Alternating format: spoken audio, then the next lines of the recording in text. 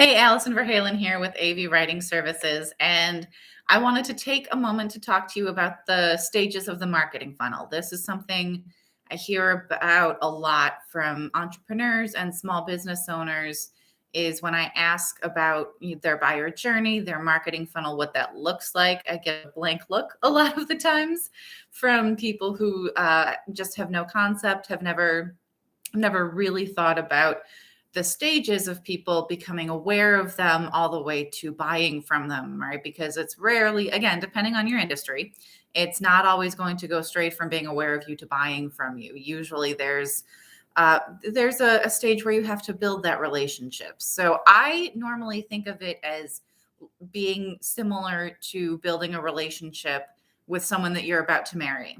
Or maybe you're not about to marry them. Maybe you'll marry them years down the road, right? It could be months, it could be years later. But I think there's a lot of similarity between that because there are the different stages it goes through. And just like when people buy from you, there are stages they go through before they're ready to buy. And I think there are a lot of similarities there between those two kinds of relationships, because at the end of the day, it is all building relationships, right? Especially if you're in a service-based industry, especially if you are providing services yourself, people want to get to know you and they're going to end up buying from you. So you have to be the one to build that relationship. So how are you doing that? So with Valentine's Day right around the corner, I thought this was a great topic to cover this week. So let's talk about these stages of building this relationship with your prospects and how that is similar to building a relationship with someone that maybe you'll marry someday. So first of all is awareness, right? So if you're dating someone or you want to ask them out, or hopefully they want to ask you out, right? They have to see you around town first and foremost. They see you out walking I have a dog, right? So people see me out walking my dog all the time. And then maybe they see me in a coffee shop or buying groceries later on, right? And then they recognize me because they see me out with my dog all the time. They're like, oh, it's that person with the dog, right? Same thing. So online with your marketing, this could be someone seeing you on social media. It could be someone seeing your blog. They could be maybe they're searching for something on Google and your website pops up either organically or maybe because of an ad you paid for. Maybe they're browsing the self-help section or the business section of a bookstore and they come across your book. They could meet you at a networking event and like your elevator pitch. Your elevator pitch is also, I think, content marketing. I think it fits in that same just like public speaking, it fits under that umbrella.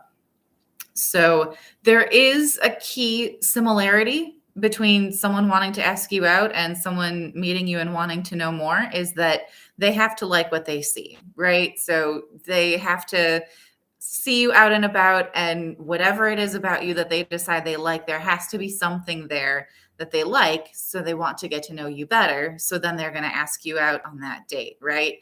Same thing goes for when you are out and about online, when your brand is out and about and strutting its stuff all over the internet, right? It has to look good. So you have to keep that in mind, that there has to be something appealing to your target audience. So you have to know who your target audience is and what appeals to them. And again, you have to be recognizable. So obviously if someone sees me out and about, walking my dog, and then they see me at a store or a coffee shop or something later on, unless I drastically change my appearance between those two times, they're going to recognize me. When it comes to your brand, you have to work a little harder to make sure it's all recognizable, right? You have to have not just the name of your business, but you have to have your logo, your brand colors, your font, your brand's tone of voice. All of that has to be consistent. So if someone maybe they see one of your posts when they're just scrolling through social media on their phone, but it's not necessarily enough to get them to ask you out, right? They're not necessarily going to take that next step in the buyer journey. But if maybe they see your book in the bookstore, either physically or online, does the cover of the book reflect your brand? Does the font match? Do the colors match? Is your face on the book? It can be, it might not be. It's totally up to you as to whether or not that makes sense. The point is, it has to be recognizable as part of your overall brand, because then when they see it, they're more likely to buy. We are more likely to buy from things that we recognize, things that are familiar, are perceived as being safe, and also a safer bet. So you have to be familiar with your audience, or your audience has to be familiar with you before they are going to take that next step and buy from you. So this is where your branding is super, super important. So make sure you have that nailed down before you do any marketing.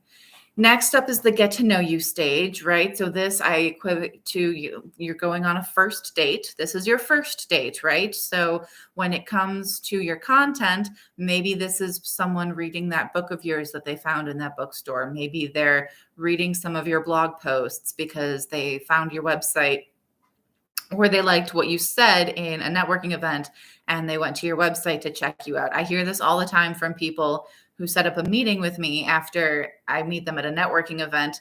There's always something in between meeting them and having the official one-on-one, right? Is they go to my website and they check out my blog. I hear this all the time. People saying, I went to your website and I was reading through your blog posts and I want to ask you about such and such, right? They want to make sure that I have that credibility before they reach out to me.